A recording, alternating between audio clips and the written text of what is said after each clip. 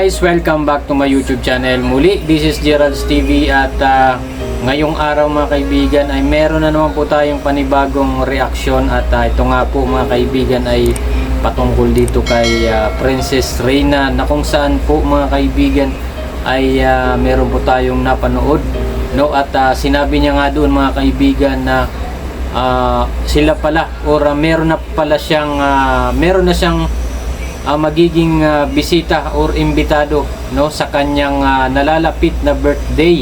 So sino-sino nga ba ito at basta yun, meron po tayong napanood kung sino ang nabanggit niya at yun nga, yun po ang ating alamin kung sino ba yun. At syempre bago natin umpisan yan, kung bago ka pa lamang po dito sa ating channel ay pakibisita po ng channel ni Kalinga Prab, Kuya Bal Santos Matubang, Atid na Vlogs at syempre lahat po ng Kalinga Partners. Alright mga kaibigan, at ito na nga, wag na natin na patagalin ito at alamin na natin, no, kung sino-sino nga ba ang mga naimbita or imbitado, no, sa nalalapit na birthday ng ating Princess Reyna. At ito naman po mga kaibigan ay atin pong napanood, no, sa channel ni Vincent Calyada mga kaibigan, doon sa kanyang vlog, no, at kung saan ay kanyang na-interview itong si Reyna at naitanong niya nga po mga kaibigan na dahil sa malapit na nga po, no, ang birthday ni Reyna ay naitanong po ng ni Kalinga Vincent, no, dito kay Reyna na kung sino-sino ang kanyang bisita or iimbitahin sa darating na birthday ni Reyna. At ayon nga po mga kaibigan kay Reyna ay ang kanyang iimbitahan mga kaibigan, walang iba po ay si unang-una na po dyan mga kaibigan ay ang kanyang Kuya Rab, no, si Kalinga Prab. At meron pa siyang nabanggit na matangkad daw, no, at hindi niya po matandaan kung ano yung pangalan. At syempre ay hindi po dyan mawawala itong kanyang Kuya Vincent or si Vincent Calyada, no mga kaibigan. Sa mga hindi pa po, no, alam ng channel ni Vincent Calyada ay pakibisita po mga kaibigan ng channel ni Vincent Calyada. Isa po sa masipag na scouter at napakabait, matulungin, no, at grabe, believe din ako dito mga kaibigan dahil magaling po ito mag-advise, no, sa kanyang mga tinutulungan, lalong-lalo na po, no, napapanood natin dito kay Kalinga Vincent kapag nag-a-advise siya dito kay Reyna na talagang grabe, magaling po siya at talagang kung inyong maiintindihan ang sinasabi ni Kalinga Vincent, no, ay talagang marami ka pong matutulungan. Ganon din po itong si Kalinga Prab, no. At yun nga mga kaibigan, meron po tayong isang video clip mga kaibigan na kung saan ay sinabi nga ni Reyna kung sino po yung kanyang kung sino ang kanyang iimbitahan kapag siya po ay nag-birthday. So ito po mga kaibigan, panoorin po natin ang isang video clip mula sa channel po ni Vincent Calyada. So ito, panoorin po natin. Malapit na ba ang birthday mo? Ha? Sa April 9. Sino yung imbitahan mo? Sila Kuya Rab mo? Sino pa imbitahan mo? Bukod si Kuya Rab, sino pa? Ako? Ay grabe, talagang hindi ako makakalimutan ni Reyna.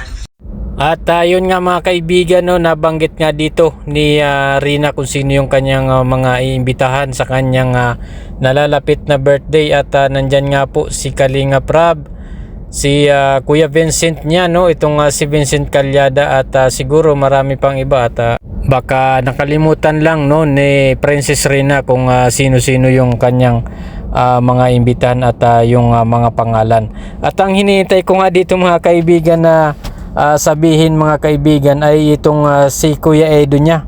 Yun po yung aking hinihintay na sabihin, no, ni Reyna na kanyang imbitahan. Siguro ay nakalimutan nga, no, ni Reyna na mabanggit yung kanyang pangalan, pero baka naman siguro no ay hindi naman po mawawala yan dyan si Kuya Edo niya, dahil talaga namang always po na nandyan po yan si Kalingap Edo na lagi pong nakaalalay, no, at syempre tumutulong kay Princess Reyna. Kaya yan po ang ating abangan, no, ang pagdating ng birthday ni Princess Reyna, at siguro ay talagang masaya na naman ulit ang party ni Reyna, at siguradong mag-enjoy na naman ang ating Princess Reyna. Katulad po ng dati na talaga namang grabe, marami pong bisita itong ating Princess Reyna nung nakarang birthday niya. Talagang mahal na mahal po, no, itong si Reyna ng Kalingap, no, lalong-lalo na sina Kalingap Rab at ibang K-boys ay talagang nandoon, no, yung pagmamahal nila kay Reyna, pati na po si Ate Roda.